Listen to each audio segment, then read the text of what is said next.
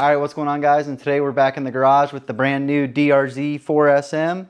Today we're going to be installing the Yoshimura tail tighty. But this kit includes 3 brackets, 4 if you choose to utilize the stock turn signals, which I did. I think they look pretty good, so I think we'll be really happy with that. And it includes a new brake light, as well as all the hardware to put it all together. So the instructions seem pretty simple. Let's go ahead and dive in and see how easy it is to install. Alright, so step 1 is to remove both side panels and the seat. Keep in mind too, as you're taking stuff apart, the length of each bolt. The longer bolts for removing the side panel, there's going to be 1 for each side, and that's going to be in the very back. And then there'll be 2 shorter bolts for each side, and those will go in the front. And to gain access to the 3rd bolt, you have to remove the black panels on each side. This side is a push pin, and the other side is the key.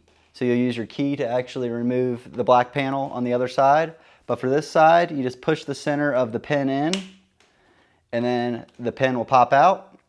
And then to reinstall it when we're done, you actually push the center of the pin outward, and then that way, when you reinstall it, you just push in on the pin so it's flush, so it's locked and ready to go. So we'll go ahead and pop this plate off. Gain access to our 3rd bolt. Remove that panel. And once you remove that panel, you're going to have access to the strap bolts, which are going to be 10mm. So you're going to go ahead and remove that so you can fully remove the seat once you get both sides done. So you have this little access panel that you use your key to remove.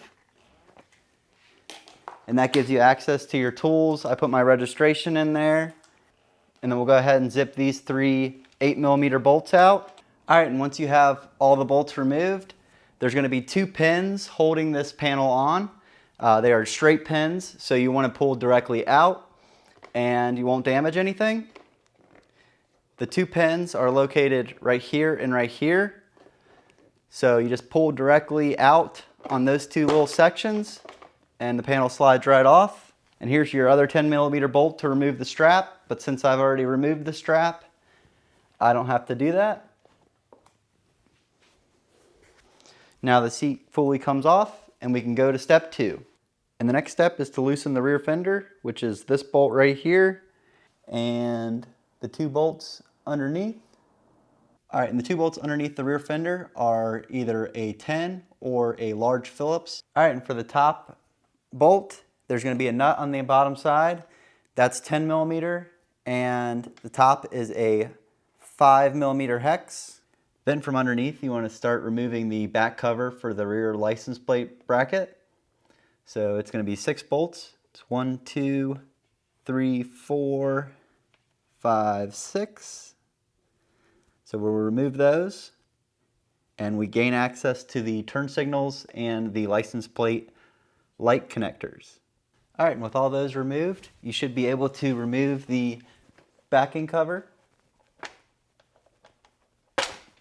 And here's your left turn signal, right turn signal, and your license plate light. And to remove these, I'm going to grab a small flathead screwdriver to push on this tab and then pull directly out. Like that.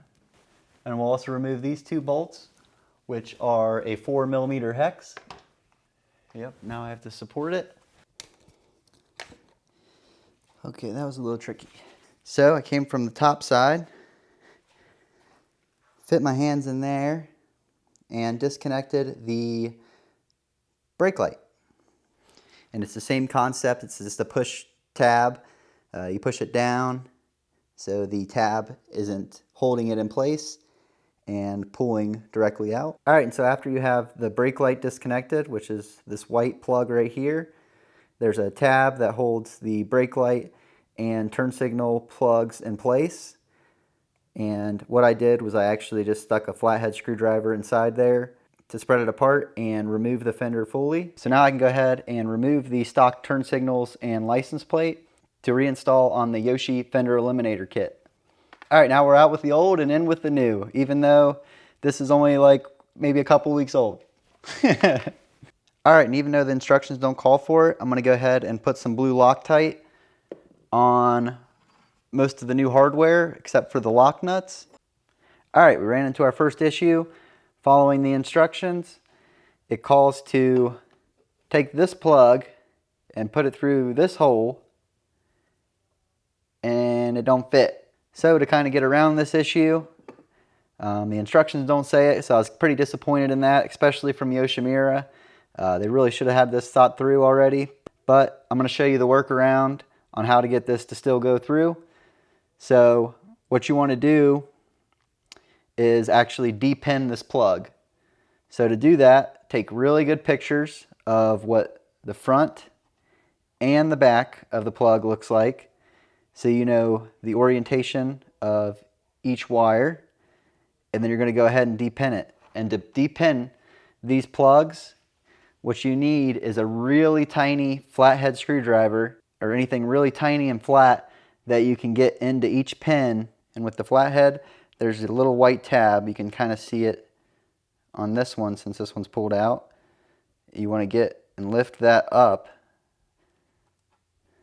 And you don't want to pull on the wires, but you want to get it just so it slides out like that. And once it starts to come loose, push it with the screwdriver so you're not pulling on the wires.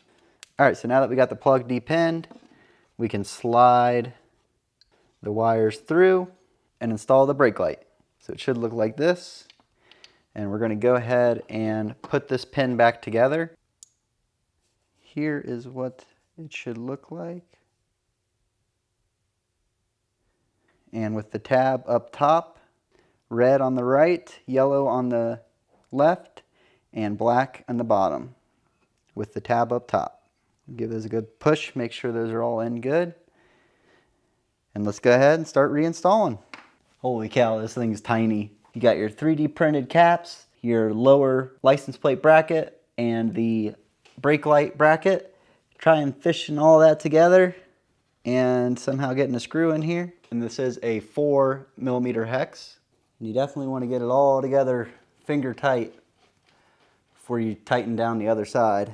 All right, an update with the extra turn signal hardware as well as some other bolts that are no longer used. 1.62 pounds. All right, and the weight of the Yoshi Fender Eliminator kit comes out to 0.93 pounds with a total weight loss of about half a pound. And with that mounted, I'm going to go ahead and go back a step since I was just following their instructions, and have the adapter plate for the OEM turn signals. I'm going to go ahead and remove these two bolts and install my turn signal bracket in between. All right, and when reinstalling the OEM turn signals onto the new bracket, you're going to remove the rubber seal that fit on the factory setup, and you no longer need it, as well as the back washer. You no longer need that as well. And then we'll tighten those down with the 10mm socket. And again, nothing crazy on the turn signals. You don't want to strip that out or pull the threads out. All right, and before I fully tuck the wires away, I'm going to tape up the white plug, since that is the license plate light. And with this brake light, it's built in and is no longer needed. So I'm going to tape it off just so water and debris can't corrode this connector. So I'll do a couple different wraps just with some electrical tape just to keep it nice and sealed. All right, and if I ever want to go back to stock, that connector won't be full of mud or full of water or corroded. I can just take that off and be good to go to resort back to stock. I've already, all the excess wiring for the brake light, I've already tucked underneath here, nice and clean. All right, and here's how I tucked the wiring.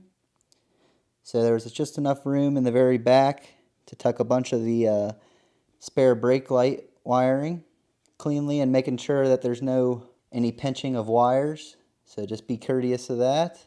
And then with the turn signals, you don't have much wire room.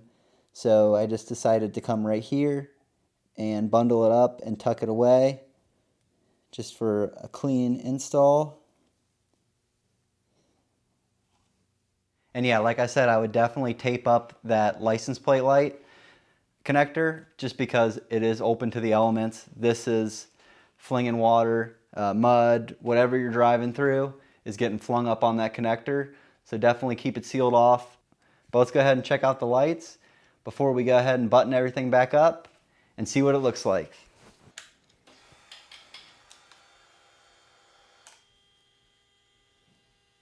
Brake light. Oh yeah, that's sweet.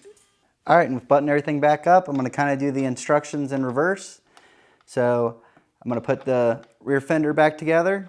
All right, and with this install, you definitely want to keep track of all your bolts because there is quite a few you have to take apart. All right, now we can start putting the panels back on. And again, since I've removed the strap, before you reinstall these panels, you want to make sure that you reattach the strap if you choose to keep it. Now I gotta do some major cleanup and then I'll show you what it looks like. All right, well that's my install of the Yoshimura Fender Eliminator kit. Like you saw, we ran into some issues, but got them figured out and had to make our own instructions for some of it. But the final product looks great. Real happy with how it looks. It really cleans up the rear end of the bike and excited to try out the bike at the small bore rally coming up this week. But I'll go ahead and do a quick walk around of the bike and finish out the video. But appreciate you guys watching. Don't forget to subscribe, and we'll see you in the next one.